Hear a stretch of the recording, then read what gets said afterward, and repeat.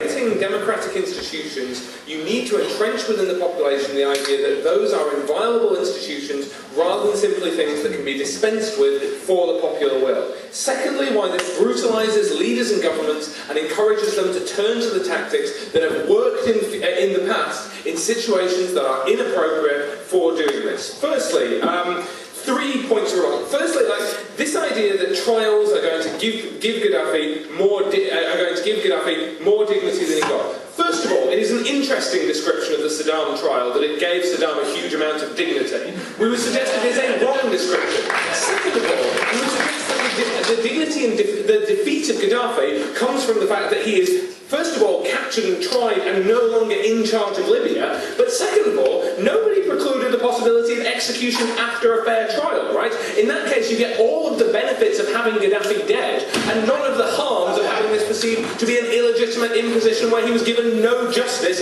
that the Transitional Council claims to defend.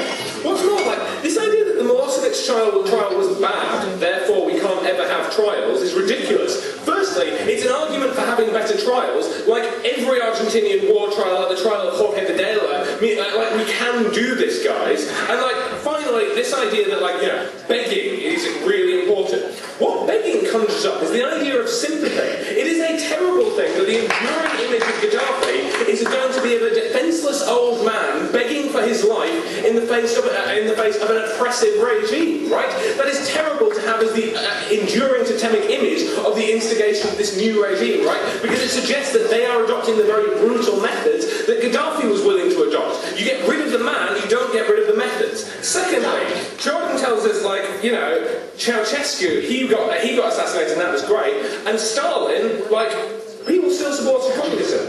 We might suggest that possibly the reason for that was because communism continued for 50 years after Stalin died. That's Secondly, there's a good case to say that Stalin was extrajudicially killed.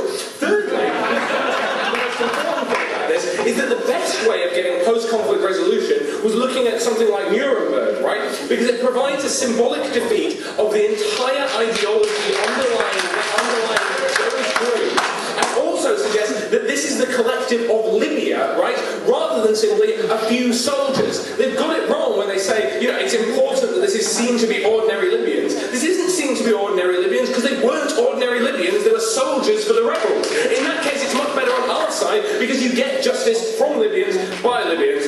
Finally, this idea that it's kind of a people's court. It is in no way a people's court at all. It is a military execution. It is going to be seen as a military execution. They say a trial in Libya is going to be unfair. We hope it's not. Even if it is, it's a damn sight more fair than simply killing him when he's begging for his life. They're non-comparative on that. So firstly, why is this likely to brutalise the population?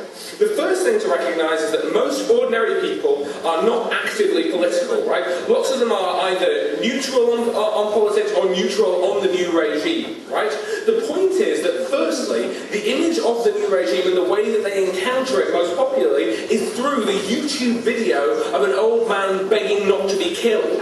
In that circumstance, they start to see that this is exactly the same as the previous regime, so the support for those institutions is not entrenched. What's more, it's about trying to entrench the idea that not simply Gaddafi was unacceptable, but that the means Gaddafi used were unacceptable in order to get the long-term political stability that means that things like coups can't be done, means that things like extrajudicial execution or torture cannot be done because they are rights claims rather than simply things we can dispense with when we want to. By creating faith in that, you cannot create faith in those institutions when you go about killing the leaders of the previous regime.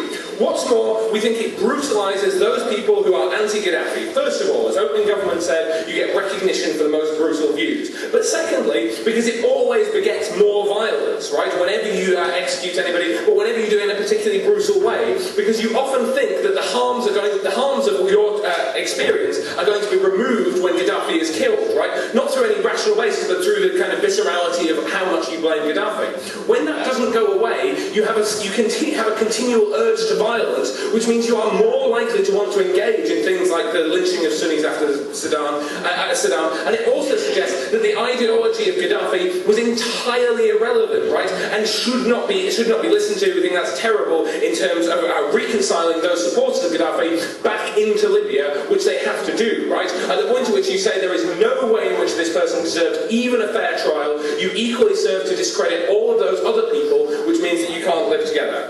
Daniel. What if the political capital the people gain from killing Gaddafi allows them to set up a real and impartial judicial process for his supporters? First of all, there wasn't political capital for this kind of thing. There wasn't a referendum. They just went ahead and did it. Secondly, we don't think that this is something that should be seen as political. We think this should be seen as a right incumbent for every individual because it means it can't be dispensed with. That takes us to the second part of extension about brutalisation of leaders and governments, right? Because if you are successful, you now no longer see rights claims and claims to a fair trial, claims not to kill your opposition, as things that have to be observed. They are things that you might observe, but you can dispense with when you want to, right? When you think it might be beneficial.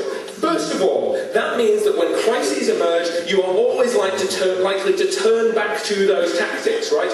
And you are likely to do those kinds of things, and we think that leads to instability and is also immoral. The second point on this is you are always likely to overestimate when crises are occurring, right? Because you always see more threats because it's your job to try and protect the Libyan people. Consequently, you are likely to turn to the exact same authoritarianism, and that's how authoritarianism develops, right? It develops through seeing things as threats and turning to these kinds of tactics and seeing them as necessary. Consequently, they become normalised. The problem with this kind of thing is celebrating the death of Gaddafi is likely to lead to the normalisation of these kinds of tactics amongst leaders and institutions.